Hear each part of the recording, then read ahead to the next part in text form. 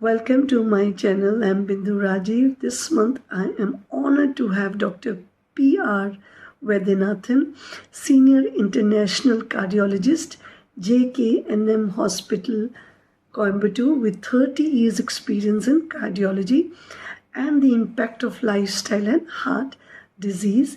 He will give us a bird's eye view of the genesis of heart disease and prevention. Yoga has many techniques to prevent heart disease and stroke. Prevention is better than cure. So let us listen to Dr. PR Vaidyanathan. I am Dr. PR Vaidyanathan, consultant cardiologist working in GKNM Hospital, one of the well-known hospitals in South India for the last 30 years. I am going to give you a short video on prevention of heart disease. Why am I more worried about prevention rather than treatment alone? Prevention is better than cure is something we all know for a long time as medical practitioners. This is very important in this particular disease because the vascular diseases like heart attacks, stroke, kidney diseases, etc. Once you have them, the treatment is only palliating and you have always recurrences and the solutions are only temporary. Your quality of life goes down over a period of time. To know how to go about preventing this disease, you should understand that the disease process starts very early in life by deposition of fat under the lining of a blood vessel. Till the deposition reaches a critical value and narrows your blood vessel, the blood flow is laminar or smooth. The minute the narrowing becomes critical, the flow becomes turbulent, leads to changes in your blood, clot formation, which all lead to heart attack. This deposition of fat starts very early in life, even in childhood, with the result that I would like my pediatric colleagues to understand the importance of lifestyle modification very early in life, and so that we prevent childhood obesity, which is known to worsen your chances of atherosclerotic heart disease, chances of your blood pressure, chances of developing diabetes, etc., which we know are the risk factors for heart disease or any vascular disease for that matter. Then, these disorders are known as lifestyle disorders because these are due to changes in your lifestyle which has come over a period of time which is responsible for this particular disease or increase in your risk of these disorders. What are the lifestyle changes one should bring? Let me start by saying that you should maintain an ideal body weight.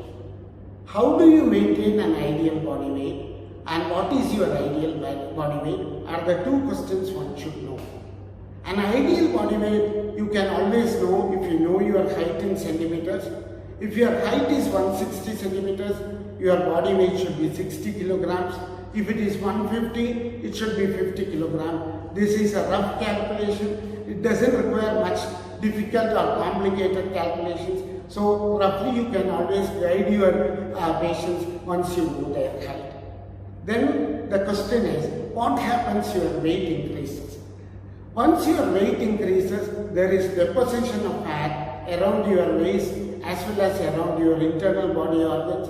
The minute the fat deposition happens, there is always worsening, the action of the insulin goes down, your level of insulin increases, and in spite of a high level of insulin does not act. This is something we call insulin resistance in medical parlance.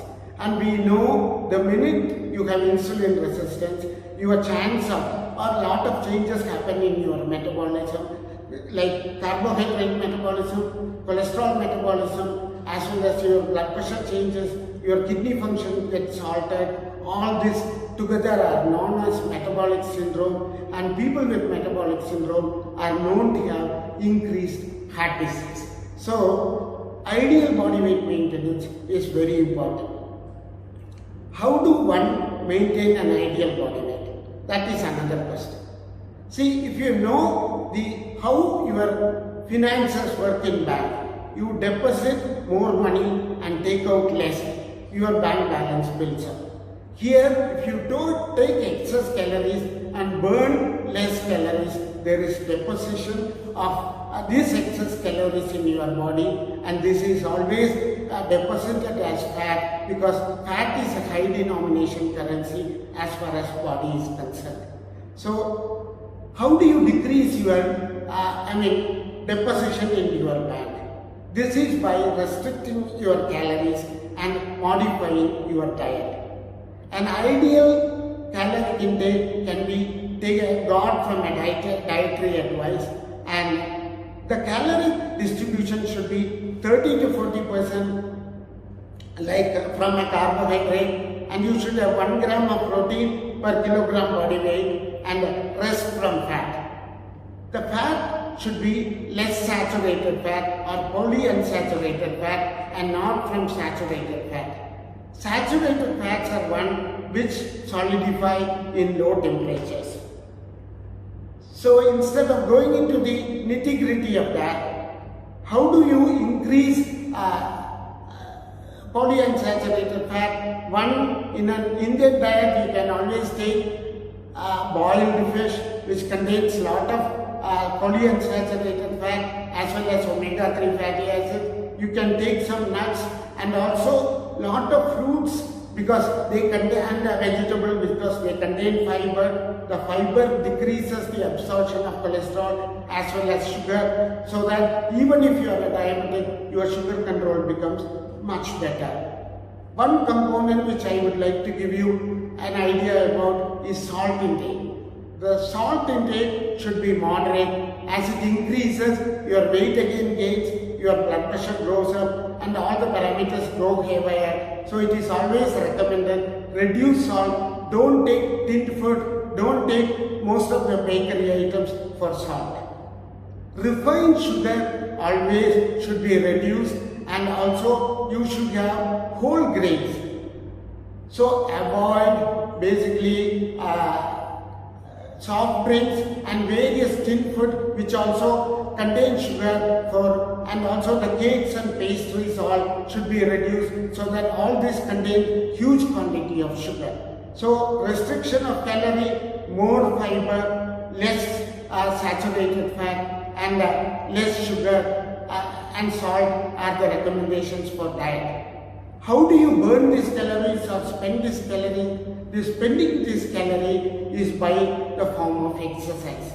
We always used to say as students, you should engage in jogging, running, cycling, swimming, etc., which all involves a large group of muscle, uses a lot of oxygen, and is considered to be aerobic exercises, and they strengthen your heart, they increase your pulse rate, blood pressure, stresses your heart, and there are even recommendations for how much should your pulse rate go up.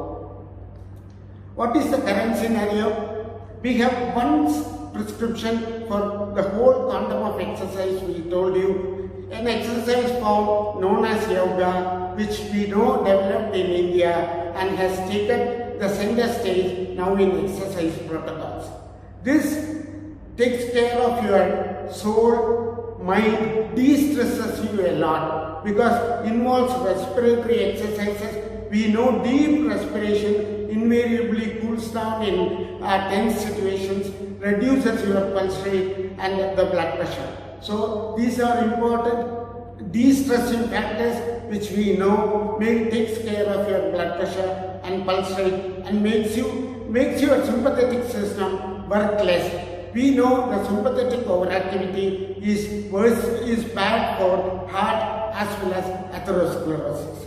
The other thing about yoga is it involves large group of muscle, various poses are taken. Again, it's an aerobic exercise which is heart healthy, heart friendly, and invariably increases your pulse rate, stresses your heart, and makes it stand the stress much better, because once your pulse rate goes down, your oxygen requirement goes down. Once your blood pressure goes down, again your heart rate, oxygen requirement goes down, and exercises make your LDL cholesterol lesser, diabetic control better. So overall, it's one prescription which will take care of your mind as well as soul. So yoga is an important form of exercise which has come to stay, and I invariably practice some yoga in my day-to-day routine. And I also thank Bindu Rajiv, who is a yoga teacher, who has invited me for this particular discussion to make her students understand the importance of yoga. Thank you.